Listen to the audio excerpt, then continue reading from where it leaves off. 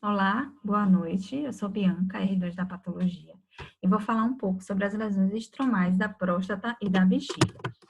Aqui, relembrando um pouco da anatomia da próstata, né? Ela é dividida em zonas, zona periférica, central e transicional. Na zona periférica, a gente vai ver que existem mais lesões malignas e na zona transicional predominam as lesões benignas.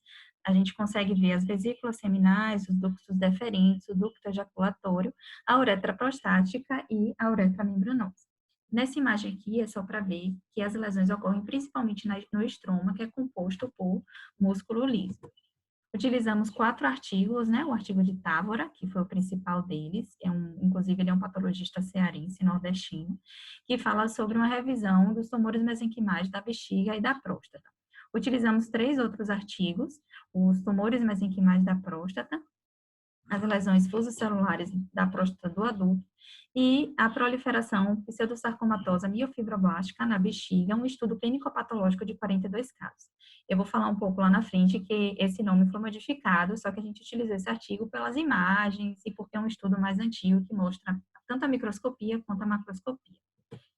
Utilizamos também a OMS de 2016 e o sistema geniturinário o livro de sistema geniturinário de Epstein. Então, falando sobre as lesões mesenquimais do trato geniturinário, ocorrem em mais ou menos 0,4% dos tumores malignos do trato geniturinário. Então, são lesões bem raras. E foi visto, né, no artigo de Távora, em arquivos da Clínica Mayo, que só foi encontrado 23 casos de leiomiosarcoma da próstata em 65 anos. Então, são bem raros mesmo. E foi visto também que muito mais comum é diferenciação sarcomatoide dos carcinomas. Falando do nódulo prostático, né? Do nódulo estromal, a hiperplasia nodular da próstata, ele é o achado que a gente encontra habitualmente mais na nossa rotina, é um achado comum, principalmente em RTUs. Tanto na macro quanto na micro, a gente vai ver aquela arquitetura lobular, nodular.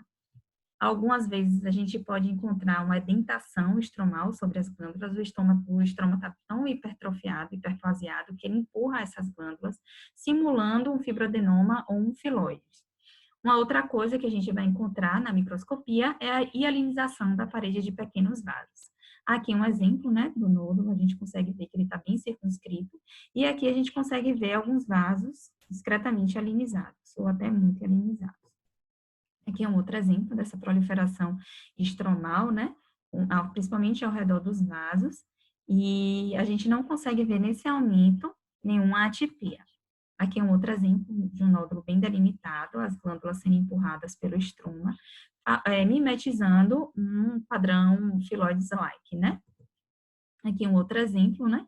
A gente consegue ver o estroma um pouco mais espaço, mas também mimetizando um fibroadenoma, além de alguns vasos, que é bem comum. Aqui é um outro exemplo de uma hiperplasia prostática, que a gente consegue ver que o estroma está hipercelular, e um fundo mixoide, além de alguns vasinhos, e tem esse formato nodular que é bem característico, né? Aqui um outro exemplo do nódulo bem delimitado, estroma bem hipercelular, e alguns vasos em algumas áreas. Aqui um outro exemplo, nesse aumento, um nódulo bem formadinho. Novamente, só para a gente fixar a imagem, o estroma proliferado, principalmente ao redor dos vasos. E aqui, novamente, as células fusocelulares, principalmente ao redor dos vasos proliferados e uma quantidade aumentada de vasos. Aqui é só para lembrar da anatomia, né, ou da macroscopia, que a gente consegue ver que a próstata está um pouco deformada, não tão deformada, a uretra prostática está nessa área aqui afilada por causa da questão da hiperplasia mesmo, que deforma a anatomia. E aqui é um outro exemplo, só que nesse caso a gente não consegue nem identificar os lóbulos, e aqui a gente consegue ver o nódulo bem formadinho. Nesse caso, a gente consegue ver a hiperplasia do lobo médio comprimindo a bexiga. Alguns pacientes chegam para a gente na clínica, né, com o diagnóstico de insuficiência renal aguda pós-renal secundária à hiperplasia, principalmente do lobo médio, comprimindo a bexiga e o paciente não consegue urinar muitas vezes. Então, falando do leiomioma da próstata, é uma lesão bem rara, tem menos de 100 casos descritos, é uma lesão bem circunscrita, e a gente vai dar esse diagnóstico principalmente em RTUs, ele deve ser evitado em biópsia de agulha, e o critério é que seja maior que 1 centímetro, porque se for menor, a gente vai considerar como apenas nódulo hiperplásico. Na microscopia, a gente não vai ver mitose, atipia, não tem nodularidade, lobularidade, aqueles vaso-hialinizados. A única coisa que a gente vai ver são as atipias degenerativas focais, que são atipias da senilidade, da idade mesmo. A imunistoquímica, ela vai ser positiva para a quitina de músculo liso e desmina, vai ser negativo para CD34, c-KIT e CD117. E como eu falei, esse diagnóstico deve ser evitado em biópsia de agulha. Aqui um exemplo, né, de um leomioma, que ele está bem delimitado, nesse momento a gente consegue ver uma ou outra atipia degenerativa, e aqui um exemplo só para a gente comparar um com o outro de um nódulo estromal com vasos e talvez uma formação um pouco nodular, né, não dá para ver tão característico, mas provavelmente tinha. Aqui é um exemplo da macro, né, que a gente consegue ver um nódulo bem circunscrito, geralmente esbranquiçado, e aqui a hiperplasia estromal com algumas atipias degenerativas, e pode ter até uma vacuolização nuclear. Aqui um outro exemplo de um leiomioma, com algumas atipias degenerativas focais. E aqui é aquela proliferação de leiomiócitos em várias direções, formando fascículos, né? Não tem nenhuma atipia que não seja atipia degenerativa. Falando um pouco de uma outra lesão, que é o leiomiosarcoma da próstata, é uma neoplasia mesenquimal maligna, mais comum da próstata, mas também é rara. Ocorre em adultos com a média de idade de 50 anos, entre 40 e 80 anos. A clínica, o paciente chega com sintomas de obstrução urinária, imatura, é uma clínica bem comum nesses casos desses pacientes de lesões mesenquimais. Normalmente são tumores mal delimitados, medem aproximadamente 5 a 10 centímetros. A macro ou a micro, ele vem com a proliferação estromal hipercelular, com algumas atipias geralmente que podem ser moderadas ou intensas, mitoses, pode ter necrose, e, diferentemente dos outros, ele não vai se misturar com as glândulas benignas e vai ajudar a gente a diferenciar como tumor do estroma prostático. 50 a 75% dos pacientes vão morrer em 2 a 5 anos. Nesse aumento aqui, a gente consegue ver o estroma bem hipertrofiado, né? Ele está bem hiperplasiado na realidade. Não tem aquelas atipias degenerativas do leiomioma. Aqui, novamente, a gente consegue ver alguma hipercromasia celular, pleomorfismo. Aqui nessa foto, a gente consegue ver necrose, piorando, né, o grau da lesão. E a imunistoquímica, ela vai ser positiva para a quitina de músculo liso, calponina, e para a desmina vai ser variável. Ela vai ser negativa para PSA e as citoqueratinas, que vai fazer com que a gente consiga diferenciar do carcinoma sarcomatoide. Vai ser negativo para c-KIT, CD117 e DOG1, que vai ajudar a diferenciar do GIST, né? E vai ser negativo para CD34, que vai diferenciar do tumor fibroso salitário. Aqui um exemplo da foto da macroscopia, a gente às vezes consegue enxergar ulceração, hemorragia, necrose, e fala a favor de malignidade. Aqui a gente consegue ver células gigantes, né, gigantes nessas áreas aqui, e algumas células bizarras, pode ter mitose, provavelmente tem mitose, em outras áreas necrose. E aqui a gente consegue ver a reatividade, né, de actina de músculo liso, principalmente no citoplasma, né? Aqui são outros exemplos de citologia de alto grau. Nessa foto a gente consegue ver uma mitose no centro. E um novo tipo de lesão, um outro tipo de tumor, é o rabdomiosarcoma da próstata, que é uma lesão mais comum em crianças, geralmente em adultos não ocorre muito, mas quando ocorre o prognóstico é muito pior. Ele é classificado em 3 tipos, embrionário, pleomórfico e alveolar, só que a gente não vai entrar muito nessa seara, porque o tipo mais importante é o embrionário e é o mais comum do trato geniturinário em crianças. Podem ocorrer tanto na região paratesticular, na bexiga e na próstata. A histologia vai ter predomínio de células primitivas e rabdomioblastos. Na imunistoquímica, ela vai ser positiva para MIOD1 e miogenina. E como eu falei, ele vai responder bem ao tratamento em crianças e o prognóstico em adultos é ruim. Nessa foto, a gente consegue ver a proliferação de células primitivas, né, células pequenas e azuis. Aqui nessa foto, a gente consegue ver um outro tipo de célula que a gente pode encontrar, que são as células, os strap cells, né, que eles chamam, que são os rabdomioblastos com algumas estriações, mas esse não é o mais habitual. Aqui nessa foto, a gente já consegue ver, que é mais comum em criança, né, a gente consegue ver células primitivas, além de ao redor de um estroma mixoide e próximas a glândulas benignas. Aqui, novamente, a gente consegue ver células primitivas, e nessa região, circundada em amarelo, a gente consegue ver rabdomyoblastos, que são essas células com esse citoplasma mais eosinofílico. Nessa área, a gente consegue ver essa proliferação, principalmente de células primitivas, talvez tenha um ou outro rabdomyoblasto ao redor desse ducto prostático. Aqui a gente consegue ver os rabdomyoblastos mais bonitinhos, o citoplasma bem característico, mais eosinofílico, e em meio às células primitivas, né? Aqui são alguns exemplos dessa histologia, né? Nesse aumento a gente consegue ver um ou outro rabdomyoblasto. Nesse aqui a gente consegue ver melhor esses rabdomyoblastos. Um outro não, tem uma quantidade boa. Nesse aqui a gente consegue ver melhor os rabdomyoblastos, e aqui é aquele outro padrão de strep cells. Aqui não está dando para ver direito, mas se fosse olhar de perto, a gente conseguiria ver as estriações, que parecem até com músculo liso. Então, falando do STUMP, né, que é um tumor estromal de potencial de malignidade incerto, ele foi estudado porque antigamente os patologistas normalmente só davam diagnóstico de leiomioma ou de hiperplasia nodular. E foi visto que em alguns casos, esses leiomiomas ou hiperplasia nodulares, eles poderiam virar um sarcoma. Então, em 1998, surgiu o STUMP, né, que é esse tumor estromal de potencial de malignidade incerto. Eles normalmente são indolentes, raros casos eles vão progredir para esse sarcoma de estroma prostático. A clínica é aquela mesma que eu falei, os pacientes chegam com sintoma de obstrução urinária, hematura, e ao toque no exame físico pode ser encontrada uma massa retal palpável, e normalmente a prostatectomia ela vai ser curativa. Aqui um exemplo da macro, né, bem parecido com os outros. E existem 4 padrões nesse STUMP, é aquele estroma, eu vou falar um pouco sobre eles, e nas imagens seguintes eu vou falar da histologia, só para vocês não se preocuparem. Então, o tipo 1 é o estroma normo hipercelular com atipias nucleares degenerativas em meio a glândulas benignas. O tipo 2 é um estroma normalmente fuso celular, hipercelular, só que diferentemente do outro, o citoplasma vai ser mais eosinofílico e não vai ter atipias, em meio a glândulas benignas. O tipo 3 é a proliferação estromal, que mimetizam filoides ou em áreas que parecem fibroadenoma. E o tipo 4, que é um tipo que a gente precisa de RTUs maiores para dar o diagnóstico, é quando tem um estroma mixoide com células estromais que não vão ter atipias e nem glândulas benignas de Permet. Então, falando um pouco do STUMP tipo 1,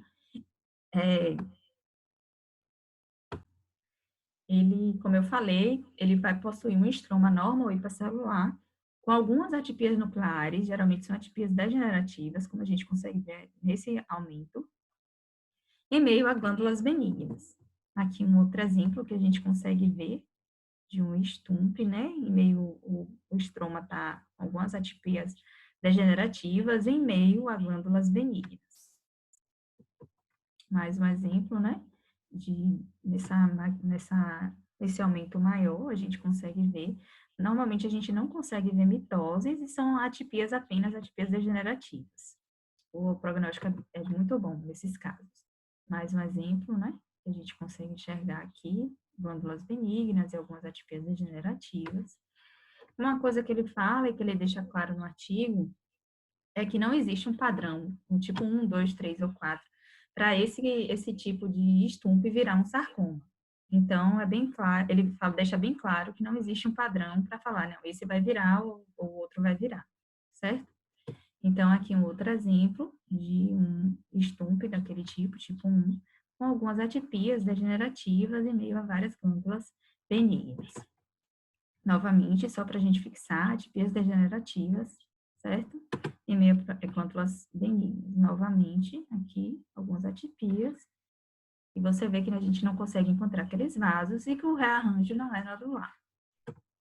Novamente, esse parece até um padrão filoide, fibroadenoma-like, mas não dá para caracterizar. E a gente consegue ver essa área aqui, com o estroma hipercelular e algumas atipias degenerativas em meio a glândulas benignas.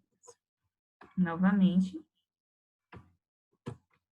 E a questão da imunistoquímica, a gente está vendo aqui que o CD34 é positivo, e essa positividade vai afastar os tumores de músculo liso. E aqui a desmina, que às vezes é variável, nem sempre ela é positiva.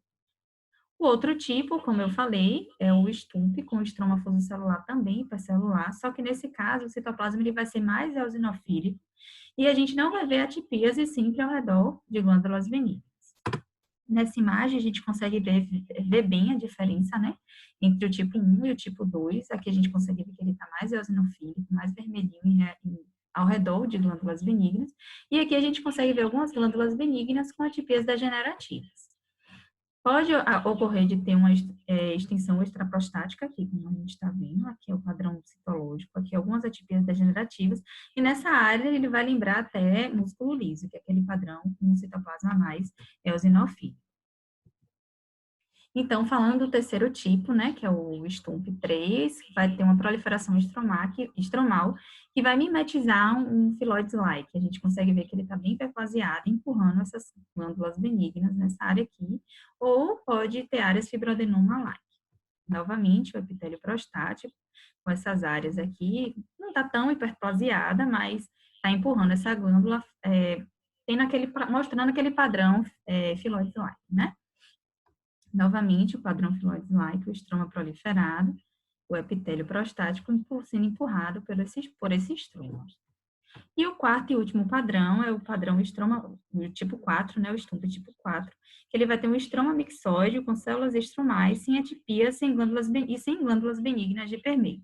Esse padrão, como eu falei, é um pouco mais difícil, as RTUs têm que serem maiores, no caso, e a gente tem que ver em mais de uma área, porque vai ser só o estroma proliferado e não vai ter mais, e essa coisa do fundo mixoide, né? Então, só para a gente diferenciar a hiperplasia nodular estromal do STUMP, a epidemiologia, geralmente, a idade é bem parecida, em 50 anos, às vezes é um pouco raro, mas pode acontecer em pacientes com 40 anos de idade, né? As lesões podem ocorrer na hiperplasia, principalmente na zona de transição, como eu falei, e o STUMP pode ocorrer tanto na periférica quanto na de transição. Os sintomas são bem parecidos, como eu falei. Então, as características da hiperplasia nodular estromal são só para a gente revisar, são aquelas coisas que eu falei. Na microscopia, a gente vai ver um nódulo bem circunscrito, alguns vasos hialinizados. Já no STUMP, a gente vai ter aqueles 4 padrões, de um estroma hipercelular, e meio a glândulas benignas, com algumas atipias degenerativas. O outro tipo, que é o tipo 2, com citoplasma mais eosinofílico, pode ter aquele padrão Phyllodes ou fibroadenoma-like, e o tipo 4, como eu falei, com estroma com fundo mais mixoide. Ele vai ser positivo, a hiperplasia nodular, para CD34, a quitina de músculo liso, desmina, e pode ser positivo também para o receptor de progesterona. No STUMP, essa imunistoquímica não vai ajudar muita coisa. Aqui só algumas figuras para a gente fixar de hiperplasia prostática benigna, que a gente está vendo alguns vasos e área bem nodular, que está um pouco até mixoide, mas ele está bem circunscrito em meio a vasinhos, aqui novamente vasos até hialinizados, e aqui com o estroma hipercelular empurrando as glândulas, formando aquele padrão fibroadenoma-like, né? Aqui novamente, nesse aumento, mostrando a mesma coisa, aqui novamente, e aqui aquele padrão de STUMP tipo 2, com citoplasma mais eosinofílico, né, que a gente consegue ver e diferenciar um do outro. Aqui novamente, só que o padrão tipo 4, com estroma mixoide, ele deixa claro que essa RTU, o paciente tinha 70 gramas, e por isso que foi dado esse diagnóstico, né.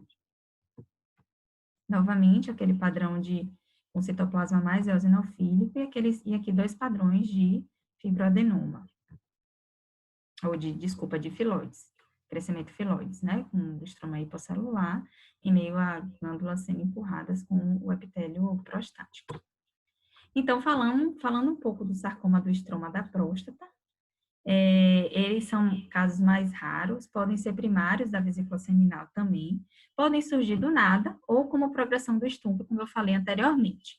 A clínica é quando o paciente chega com sintoma de obstrução urinária, hematúria, uma massa retal, hematospermia, e a morfologia vai ser parecida com o STUMP, só que o crescimento estromal vai ser muito maior, vai ter muito mais células, pode ter mitoses, inclusive mitoses atípicas, vai vir acompanhado de necrose, e tem alguns padrões que a gente encontra. Tem aquele padrão Phylloide-like, que algumas vezes pode vir o padrão históriforme, o padrão epitelióide e o fibrosarcoma.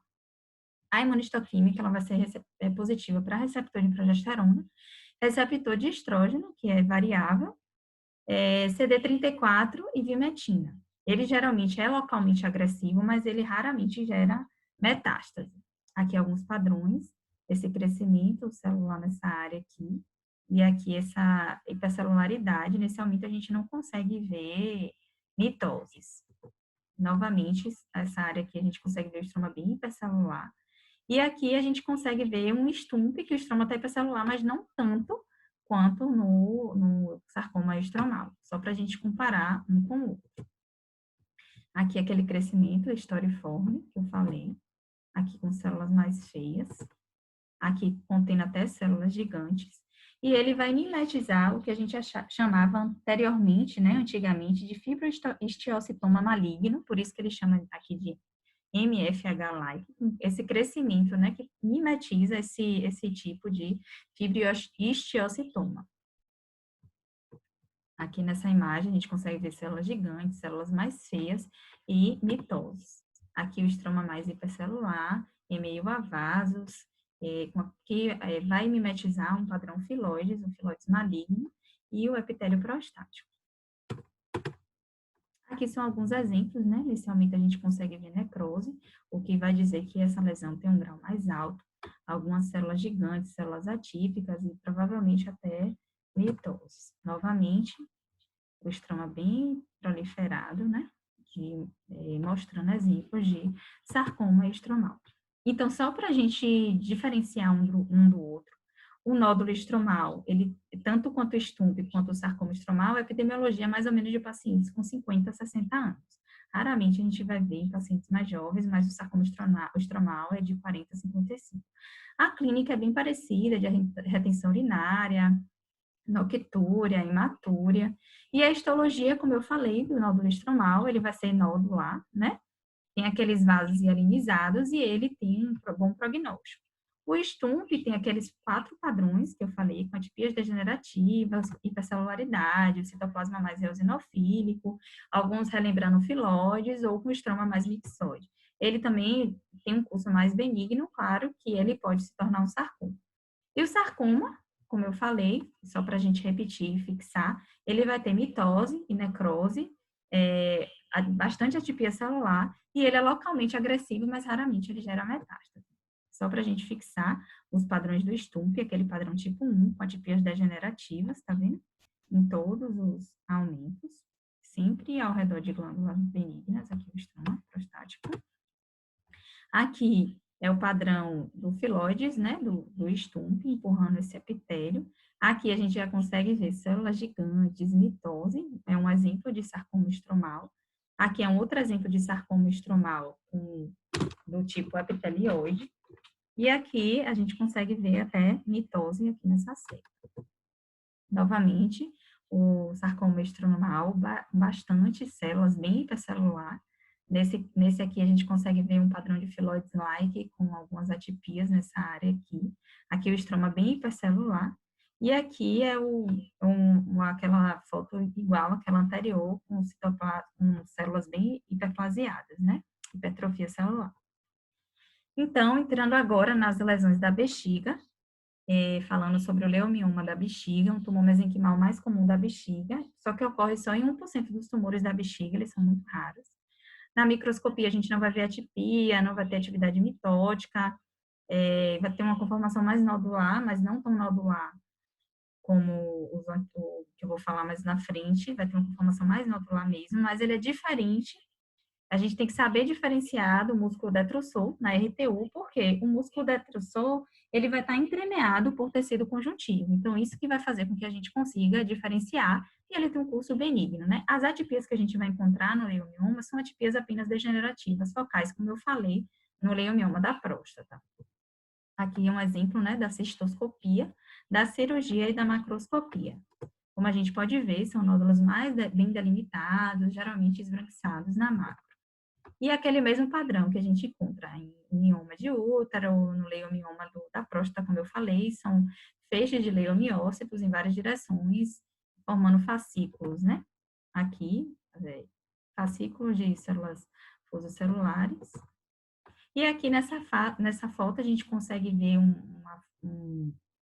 uma lesão que parece hemorrágica, ulcerada, mas nem sempre o que é ulcerado e hemorrágico é maligno. Aqui a gente consegue ver o que a gente encontrou são apenas atipias degenerativas mesmo. Então, só para a gente diferenciar, o leiomioma ele pode estar em qualquer lugar da bexiga, a muscular própria ela vai estar na sua área habitual. Como eu falei, ele é separado, ele é entremeado, as regiões de músculo liso, elas vão ser entremeadas por tecido conjuntivo, e é basicamente isso. E aqui é só uma foto para a gente identificar uma área que talvez tenha um pouco de músculo liso. Aqui a gente consegue ver bem entremeada por tecido conjuntivo, certo?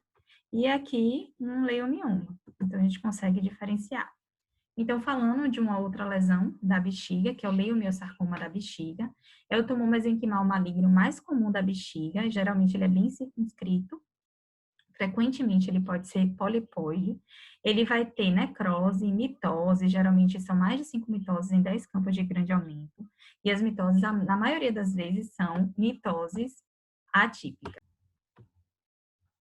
A imunohistoquímica, ela vai ser positiva, né, para actina de músculo liso. Em 50% dos casos, a desmina também vai ser positiva. Ela pode ser focalmente positiva para EMA ou para citoqueratinas, o que vai fazer com que a gente consiga diferenciar do carcinoma uroterial sarcomatoide, que vai expressar o 34-beta-12, o GATA3 e o P63. Aqui é um exemplo da macro, né? A gente consegue ver hemorragia, ulceração. E a micro, nessa área, a gente consegue ver mitose, células pleomórficas, com um pouco de hipercromasia nuclear. Um outro exemplo, né, da macro, que a gente consegue ver que ele está um pouco polipoide, áreas de hemorragia, ulceração. E a micro, composta por fascículos, a gente consegue ver que ele está muito mais proliferado e provavelmente vai ter áreas com mitoses e necroses. Aqui, com pleomorfismo nuclear, fascículos, eles chamam essas células de cigar-shaped, que são células de alto grau nuclear. Bastante pleomorfismo, aqui células cigar-shaped, né, que ele chama, e a positividade citoplasmática para a actina de músculo liso, né? Então, nessa imagem, ele coloca só para a gente saber diferenciar que no carcinoma urotelial sarcomatoide, ele pode ter um componente epitelial, né? E caso o paciente apresente uma história de carcinoma urotelial, vai favorecer muito mais o carcinoma urotelial sarcomatoide do que o sarcoma. Aqui é só para a gente ver em histoquímica, né? Que o carcinoma sarcomatoide, ele vai ser positivo para citoqueratina de alto peso molecular. P63 também pode ser sensível, marcador, mas nem sempre é específico. E o prognóstico do carcinoma sarcomatoide é pior. Então, falando sobre o rabdomiosarcoma da bexiga, assim como o rabdomiosarcoma da próstata, ele também é mais comum em crianças, o prognóstico em crianças ele é muito melhor do que em adultos. Ele tem as variantes, como eu falei, embrionário, alveolar ou pleomórfica, mas a mais comum, a gente não vai entrar na seara, é o tipo embrionário.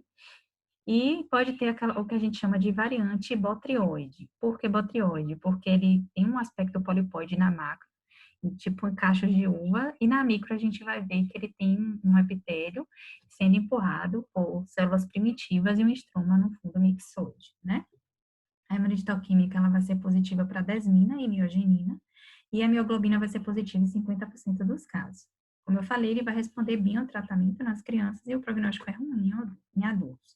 Aqui um exemplo da macro, né, com aquele componente em cachos de uva, do rabdomiosarcoma botrioide, na bexiga de uma criança de 3 anos. Aqui é um exemplo, né, que a gente consegue identificar o estroma nessa área mixoide, e aqui nesse aumento já a gente consegue ver que tem mais células nessa área próxima ao urotélio. Essa proliferação dessas células primitivas próxima ao urotélio a gente chama de cambioleo, e no meio a gente consegue ver o estroma um pouco mais hipocelular e mais mixoide, né? Novamente, uma imagem com estroma nessa área mais mixoide. Nessa área, a gente consegue ver a proliferação de células primitivas, podem conter um ou outro rabdomioblastos, e aqui o urotélio sem alterações. Novamente, um estroma mais mixoide no centro, ao redor as células primitivas e o epitélio sendo empurrado, gerando esse aspecto polipoide. Novamente, né? O estroma no centro, ele tá bem mixoide, hiposcelular. E aqui a gente consegue ver essas áreas com células primitivas empurrando o epitélio, dando esse aspecto polipoide. Mais uma vez, né?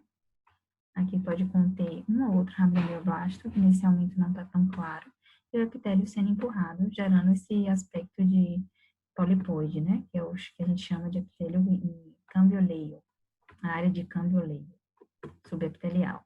Novamente, esse crescimento de células primitivas, em meio ao estroma mixoide, e o epitélio sendo empurrado. Aqui a gente consegue ver o rabdomiossarcoma boteoide, com algumas células primitivas, que são mais hipercromáticas, né? O núcleo é mais hipercromático, com estroma no fundo mais mixoide, e algumas hemácias e algumas células inflamatórias. Novamente, a gente consegue ver aqui a diferenciação cartilaginosa, né? E aqui a imunistoquímica. Então, só para a gente ver que a imunistoquímica ela não vai ser positiva nessa diferenciação cartilaginosa. A desmina, como a gente sabe, é um marcador citoplasmático e está marcando essas áreas de células primitivas. E aqui a miogenina, né, que vai marcar também as células tumorais, é um marcador nuclear e as áreas cartilaginosas elas não vão ser marcadas. Aqui é um exemplo da macro, né, com essa área esbranquiçada, pouco delimitada, né, irregular. E aqui um exemplo de tumor mostrando a combinação de células fotocelulares e rabdomioblastos. Então, falando sobre o nódulo pós-operatório de células fotocelulares, né, de células fusiformes ou fusicelulares, são achados similares ao tumor miofibroblástico inflamatório, só que a diferença é que o paciente vem com a história prévia de trauma. Antigamente era esse tumor que era chamado de proliferação pseudosarcomatosa miofibroblástica, hoje em dia a gente não chama por causa da MS, ela é dividida em dois nomes, né? Um nome que a OMS chama é o tumor miofibroblástico inflamatório, que são os tumores que surgem do nada, e o outro é o nódulo pós-operatório de células fusiformes, que é um achado similar, são achados similares, só que a diferença é essa história prévia de trauma. Geralmente a reatípica dos pacientes, semanas ou meses após a RTU, é o nódulo friável e pode ter uma alta contagem mitótica, sem atipias e sem necrose. Geralmente não recorre e nem tem metástase após a RTU. Aqui um exemplo, né, desse nódulo pós-operatório, com proliferação de células miofibroblásticas e algumas células inflamatórias e alguns vasos, algumas mitoses, mas não mitoses atípicas. E o estroma a gente consegue ver que está um pouco mixoide também. Novamente, né, uma foto desse nódulo pós-operatório, com a cultura de tecido, né, que eles chamam de cultura de fibroblastos, em meio a um estroma mais mixoide e algumas células inflamatórias. Então, falando desse tumor miofibroblástico inflamatório, ele surge do nada, ele vai predominar mais em homens do que em mulheres, geralmente é uma massa única, o estroma é mixoide, edematoso, vai ter miofibroblastos grandes, estrelados, um citoplasma mais eosinofílico, e é o que é chamado de miofibroblasto em cultura, com infiltrado inflamatório, pode ter mitoses ativas, e áreas que vão lembrar a faceite nodular. Ele pode ser localmente agressivo, pode invadir o músculo detrusor e o tecido perivesical. Em geral, ele vai regredir após a RTU e tem como principais diagnósticos diferenciais o próprio carcinoma sarcomatoide e o próprio nódulo pós-operatório de células fusiformes. Aí vem a questão da história, enfim.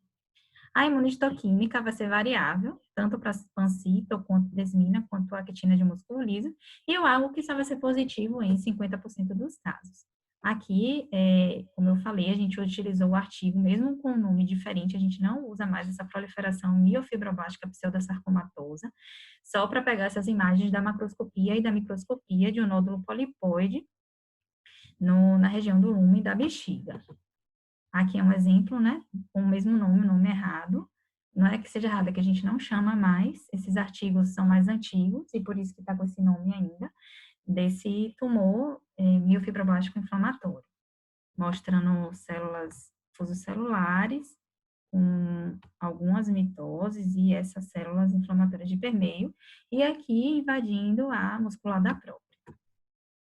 Novamente, só para a gente ilustrar, né, mais foto de tumor miofibroblástico inflamatório, que a gente consegue ver no fundo um estroma mais mixoide, contendo as células fusocelulares, pequenas e alguns vasos, e as células inflamatórias, que a gente pode ver em linfócitos e plasmócitos. Esse tumor também pode ser encontrado na próstata. Esse aqui é um exemplo de um paciente que tinha uma massa na próstata de 65 anos, com esse fundo mais mixóide, algumas células inflamatórias e essas células fusocelulares abundantes, né, que a gente encontra aí em meio ao estroma mixoide. Aqui é sobre a imunistoquímica, nessa primeira imagem, a gente consegue ver esses miofibroblásticos proliferados com núcleos reativos. Aqui, na letra B, a positividade para a actina de músculo liso, citoplasmática.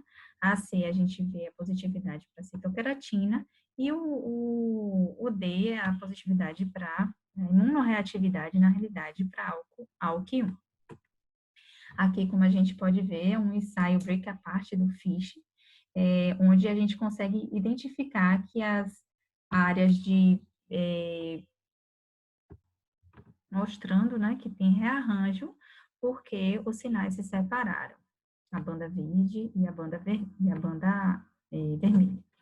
Aqui, novamente, um exemplo de ALK positivo e essas proliferações. E aqui a gente consegue ver na lâmina própria uma massa polipoide, né, uma região do urotélio e essa proliferação do estroma com essa área mixoide, um infiltrado inflamatório e células fusiformes de permeio, mostrando mais um exemplo de um tumor miofibroblástico inflamatório. Aqui é o que eles chamam de cultura em tecido, a proliferação de miofibroblastos. Novamente, só para a gente fixar essa imagem de muita hiperplasia, né, dessas células. Novamente, mostrando a proliferação de células fusocelulares, extravasamento de hemácias, células inflamatórias, e é isso.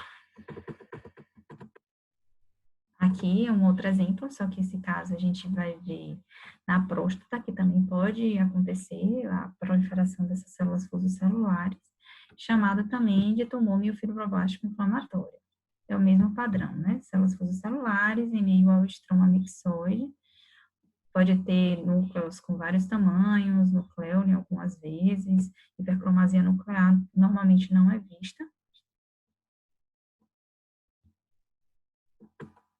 E falando de outros tipos, né, que é o tumor fibroso solitário, como a gente sabe, ele é muito mais comum na pleura, por isso ele é raro.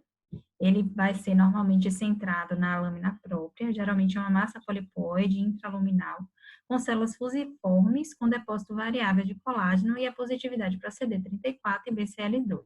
Aqui a gente consegue ver nessas áreas o colágeno, né, em meio às células fusiformes, a positividade bem forte para CD34 e a negatividade nas áreas de células fusiformes para a quitina de músculo liso. Aqui é o vaso com contra-antena positivo. Aqui um exemplo de tumor fibroso solitário, só que na próstata, mostrando aquele mesmo padrão de células fusiformes em meio a áreas colagenizadas. Alguns outros tipos de tumores, o GIST, que não é primário da próstata, no momento da biópsia, ele pode vir, ele na realidade é retal, e pode vir acompanhado, e na imagem vai ser difícil de ser vista, de identificar qual é o sítio, e na realidade não é primário da próstata, ele vai ser primário do reto, e para confirmar isso, basta fazer imunistoquímica, que ele vai ser positivo para CD34, CKIT, CD117 e DOD1. Aqui é um outro exemplo de um outro tipo, né, de lesão que pode confundir, é um chivanoma, mas o chivanoma vai ter aquelas áreas hipercelulares, né, que a gente chama de Anthony A, e as áreas mais hiposcelulares, que a gente chama de Anthony B, meio alguns vasos aqui. E aqui é um exemplo de um tumor epitelial estromal da vesícula seminal benigno, misto, né, que eles chamam de tumor epitelial estromal misto benigno da vesícula seminal. A gente consegue ver a vesícula seminal com estroma hiperplasiado. E aqui é o tumor estromal epitelial misto maligno, que a gente consegue ver algumas células mais feias, provavelmente de necrose, atipia nuclear e mitose. Então, obrigada, eu sou Bianca e qualquer coisa estou à disposição.